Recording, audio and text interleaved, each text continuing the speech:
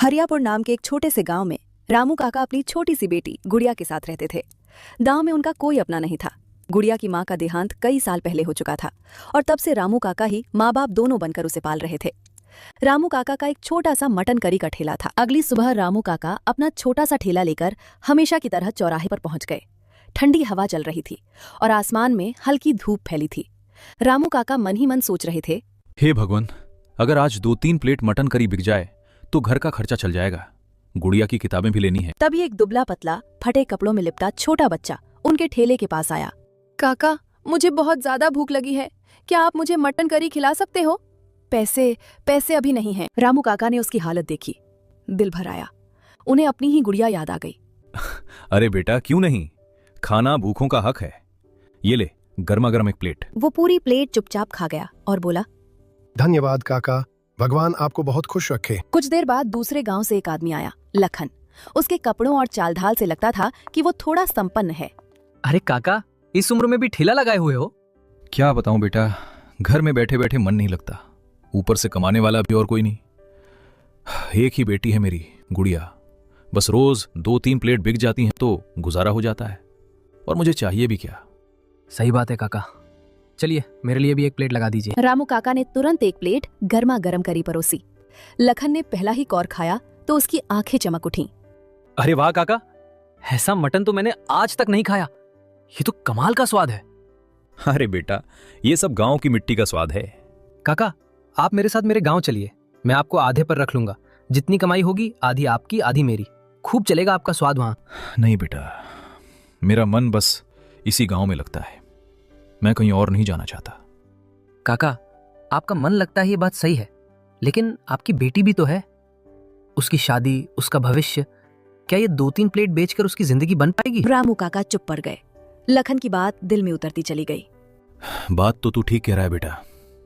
ठीक है, मैं कल से तुम्हारे गांव आ जाऊंगा। लखन चला गया। रामू काका जब घर पहुंचे तो देखा कि गुड़िया चूल्हे के पास बैठी आग जला रही थी। अरे बेटा, बाहर तो बहुत ठंड है, अच्छा किया तूने आग जला ली। हाँ पिताजी, मैं आपका इंतजार कर रही थी। आप देर क्यों कर दिए?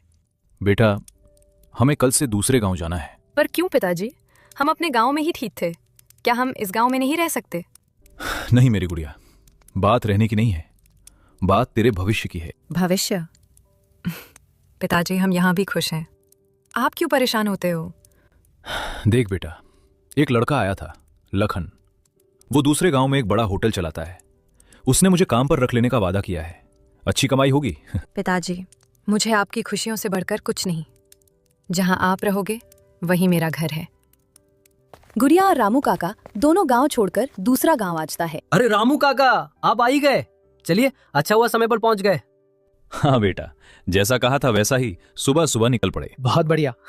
काका, जल्दी से काम पर लग जाइए, आज भीड़ बहुत होगी और इराक भैया कभी भी आते ही होंगे। आप मटन करी बनाना शुरू कर दीजिए। तभी लखन ने गुड़िया की ओर देखा। और बेटी, तुम जरा मेरे घर चली जाओ, जहां भी पूछोगी लखन भैया का घर सब बता देंगे। बड़े आराम से पहुंच जाओगी। वहां भाभी भी है, वे तुम्हें खाना वाना दे देंगी। पिताजी, मैं अकेली कैसे जाऊं? डर मत बेटा, लखन बेटा बुरा नहीं है, उसके घर जा, भाभी से मिलना, बहुत अच्छे रिलेटेड है। रामू काका ने जैसे ही कड़ाही में मसाले डाले, खुशबू पूरे होटल में फैल गई। थोड़ी ही देर में पहला ग्राहक तेजी से आया। अरे लखन भैया, ये चाचा को कहां से पकड़ लाए? खुशबू तो ऐसी आ रही है जैसे कहीं दरबार में पक रहा हो। चलो जल्दी से एक प्लेट मटन लगा दो। रामू काका ने फुर्ती से प्लेट तैयार की, करी गर्मा गर्म चावल पर डाली और ग्राहक को बढ़ा दी। अरे वाह काका, ऐसा मटन तो मैंने जिंदगी में कभी नहीं खाया। मुंह में जाते ही पिघल रहा है, ये तो कमाल है। मैंने कहा था ना, काका का हाथ नहीं, जादू है जादू। काका, अब से मैं रोज यहीं खाऊंगा। लखन भैया, आधी दुकान इनको ही दे दो। ग्राहक हाथ जोड़कर बोला। काका, अब से मैं रोज यहीं खाऊंगा लखन भैया, आधी दुकान इनको ही दे दो। धीरे धीरे और लोग भी खुशबू के पीछे पीछे आने लगे। अरे भाई, क्या महक आ रही है, एक प्लेट मेरे लिए भी लगाओ। शाम होते होते कड़ाही लगभग खाली हो चुकी थी। आज का दिन उनके लिए उम्मीद और नई शुरुआत बनकर आया था।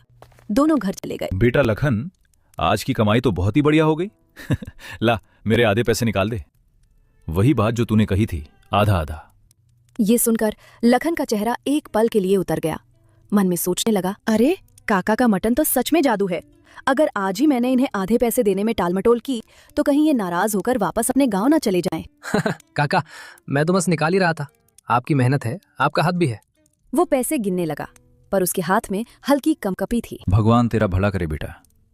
आज पहली बार ऐसा लग रहा है कि मेरी गुड़िया की जिंदगी संभल जाएगी। काका, कल हमें और भी जल्दी उठना होगा। सुबह सुबह ही मटन बनाना है।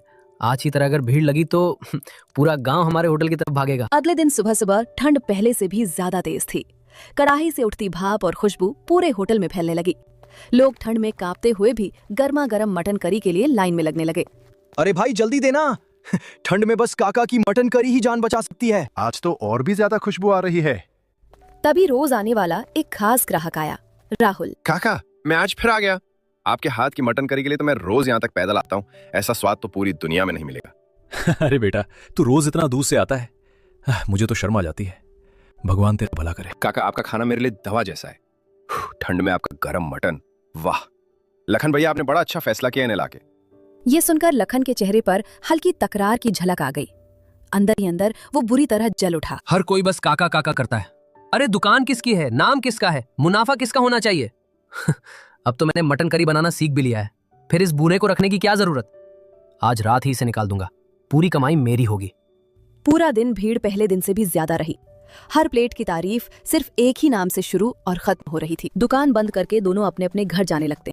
काका, मेरे आधे पैसे निकाल दो। आज अच्छी कमाई हुई है। हाँ बेटा, क्यों नहीं। ये ले तेरे आधे पैसे। ऊपर वाले की मेहर है, आज अच्छा दिन रहा। और सुनो काका, कल से आप दुकान पर मत आना। क्या बोला तूने बेटा? मैं दुकान पर ना हूं? अरे कुछ गलती हो गई क्या? नहीं काका, गलती वगलती कुछ नहीं। बस अब मैं आपसे मटन करी बनाना सीख गया हूँ, तो भला मैं आपको आधे पैसे क्यों दूं? आपसे दुकान में अकेला ही चलाऊंगा। लेकिन बेटा, तू मुझे मेरे गांव से यही कहकर लाया था कि आधे पैसे तेरे आधे मेरे, हम साथ मिलकर मेहनत करेंगे। हाँ काका, लाया था, लेकिन अब मेरा मन नहीं है। आप अपना गांव वापस चले जाइए, मुझे अब किसी की जरूरत नहीं। बस बहुत हो गया। आप दोनों कल से यहां मत दिखना। दुकान मेरी है, मेहनत मेरी है, और अब कमाई भी मेरी होगी। ठीक है बेटा, तेरे मन में अगर लालच आ गया है तो मैं क्या कर सकता हूं। लेकिन एक बात याद रखना, खाना बनाने का तरीका सिर्फ देखने से नहीं आता, उसका जादू हाथ में होता है, और वो जादू किसी लालची दिल में टिकता नहीं है। काका अपने फटे बैग को कंधे पर टांगते हैं और धीरे धीरे अंधेरा होते रास्ते पर चल पड़ते हैं। अगले दिन सुबह लखन बड़े जोश में दुकान खोलता है। उसके चेहरे पर एक तिरछी मुस्कान होती है। आज देखना, लोग मेरी बनाई मटन करी के भी दीवाने हो जाएंगे। काका समझते क्या थे, अपने हाथ का जादू। कुछ देर में पहला ग्राहक आता है। अरे लखन भैया, एक दमदार मटन करी दे दो, ठंड में गर्मा गर्म मजा आ जाएगा। गिरा पहला निवाला मुंह में डालता है और उसका चेहरा तुरंत बिगड़ जाता है। अरे ये क्या है? ये मटन करी है या उबला हुआ पानी? स्वाद कहाँ है, मसाला कहाँ है? मटन कच्चा क्यों लग रहा है? लखन एक पल को हक्का बक्का रह जाता है। क्या बोल रहे हो भाई? जैसे रोज बनती थी वैसे ही बनाई है। नहीं बत करो, ये तो बिल्कुल खराब है। मैं तो खत्म भी नहीं कर पा रहा। इतने में सुनील तेजी से आता है, हाथ रगड़ता हुआ, ठंड से जूझते हुए। लखन भाई, जल्दी से एक प्लेट मटन करी लगा दो, ठंड में कुछ गरम खा लूं। और काका कहाँ है? दिख नहीं रहे 2 दिन से। लखन बिना जवाब दिए प्लेट रख देता है। सुनील कौर लेता है और तुरंत थूकने जैसा मुंह बनाता है। अरे ये किसने बनाई है? ये तो बिल्कुल खराब है। मैंने तो काका के हाथ की करी खाई है, उसमें तो जान होती थी। लेकिन ये तो कुछ भी नहीं है। लखन की भौहें सिकुड़ जाती हैं। यार प्लीज ऐसे मत बोलो, बन तो वैसे ही रही है जैसे काका बनाते थे। अरे हाँ हाँ, बिल्कुल बेकार है।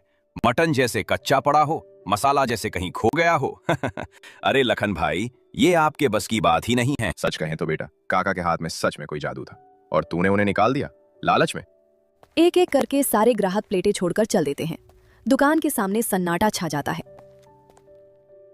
राहुल को कई दिनों से काका की याद सताने लगती है। काका की बनाई मटन करी का स्वाद ही नहीं, उनकी हंसी, उनकी बातें, सब उसके दिल में बस गए थे। एक दिन वो ठंड में कांपते कांपते काका के गांव पहुंच जाता है। अरे काका, अब यहाँ क्या कर रहे हो? आपने दुकान क्यों छोड़ दी? अब तो आप हमारे गांव में दिखते भी नहीं। सब लोग आपको बहुत याद कर रहे हैं। क्या बताऊं बेटा राहुल, दिल टूट गया बस। लखन मुझे मेरे गांव से ये बोलकर लाया था कि आधी कमाई उसकी और आधी मेरी। सोचा था चलो मेहनत कर लूंगा, गुजारा हो जाएगा। पर जैसे ही कमाई बढ़ी, उसका मन बदल गया। काका, उसने बहुत गलत किया आपके साथ। लालची इंसान था वो, आपको इस्तेमाल किया और फिर निकाल दिया। लेकिन काका, एक बात जान लो, किसी के देखने से रेसिपी नहीं सीखी जा सकती। आपके हाथ में जो जादू है। बेटा अब कहाँ से शुरू करूं? न ठेला है, न बर्तन, न ही पैसे बचे हैं। थोड़े बहुत जो जमा थे, सोच रहा हूं बेटी की शादी कर दूं। मेरी उम्र भी ढल रही है बेटा, किस किस चीज के लिए भागूं? काका, आपने मुझे हमेशा बेटे की तरह प्यार दिया है। अब आपकी बारी है कि मुझे आपको संभालने दो। नहीं बेटा, मैं तेरे पैसों पर बोझ नहीं बनना चाहता। तू खुद मेहनत करता है, तेरे भी तो सपने होंगे। काका, आप बोझ नहीं, गौरव हो मेरे लिए। और रही सपनों की बात, मेरा एक ही सपना है, आपकी दुकान फिर से चले, आपकी मटन करी से गांव में खुशबू फैल जाए और आपकी बेटी की शादी धूमधाम से हो जाए। तू सच कह रहा है बेटा? क्या तू मेरे साथ ठेला चलाएगा? हाँ काका, आप बनाना, मैं बेचना। आपका सम्मान हमेशा सबसे ऊपर रहेगा और कसम से मैं आपको कभी अलग नहीं करूंगा। हम दोनों एक टीम रहेंगे। राहुल के साथ काका का ठेला दोबारा लग चुका था। सुबह सुबह गांव की गलियों में मसालों और देसी घी की खुशबू फैलने लगी थी। कुछ ही दिनों में ठेले पर भीड़ उमड़ने लगी। पहला ग्राहक गरम गरम भाप उठती कढ़ाई देखता ही बोल उठता, अरे काका, आप वापस आ गए। हम तो समझ बैठे थे कि अब कभी आपका मटन खाने को नहीं मिलेगा। कहाँ जाऊंगा मेरे भाइयों, बस जिंदगी ने थोड़ी परीक्षाएं ली थीं। अब आया हूं तो रोज ताजी गरम गरम मटन करी खिलाऊंगा। आप जैसे लोगों की दुआएं जो साथ हैं। ग्राहक पहला निवाला खाते ही तालियां बजा देता है। अरे वाह काका, ये तो वही पुराना जादुई स्वाद। कदम जबरदस्त। आपके हाथ का मटन तो दिल में उतर जाता है। कई महीनों से दुकान बहुत अच्छा चल रहा था। राहुल भी काका की तरह प्यार और सफाई से मटन करी बनाना सीख चुका था। काका बिस्तर पर लेटे थे। राहुल घबराकर उनके पास बैठ गया। काका, क्या हुआ? आप ऐसे क्यों लेटे हो? डॉक्टर को बुलाऊं? नहीं बेटा, मुझे लगता है मेरी उम्र का वक्त पूरा हो रहा है। बस कुछ बात मैं तुझसे कहना चाहता हूं। काका, ऐसी बात मत कहिए, आप ठीक हो जाओगे। बताइए क्या कहना है? आपकी हर बात मेरे लिए हुक्म है। राहुल, तेरे ऊपर एक जिम्मेदारी छोड़कर जा रहा हूं।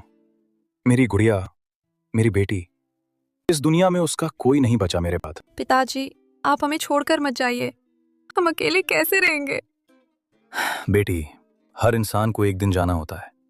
मेरी चिंता सिर्फ तेरी जिंदगी की है। राहुल जैसा लड़का मैंने बहुत कम देखा है। सीधा, मेहनती और दिल का साफ। राहुल बेटा, अगर तुझे मंजूर हो तो तू मेरी बेटी का साथ निभाना। मुझे सुकून मिलेगा कि वो अच्छे हाथों में है। काका, ये तो मेरे लिए सम्मान की बात होगी। मैं वादा करता हूं, मैं गुड़िया का हमेशा ख्याल रखूंगा। उसे कभी अकेला महसूस नहीं होने दूंगा। मैं उसकी जिंदगी भर इज्जत और खुशी दूंगा। कुछ देर बाद काका आंखें बंद करते हैं। शांत भाव से, बिना किसी दर्द के अपनों के बीच अंतिम सांस लेते हैं। कुछ समय बाद राहुल और गुड़िया की सादगी भरी शादी होती है। शादी के बाद दोनों मिलकर फिर से काका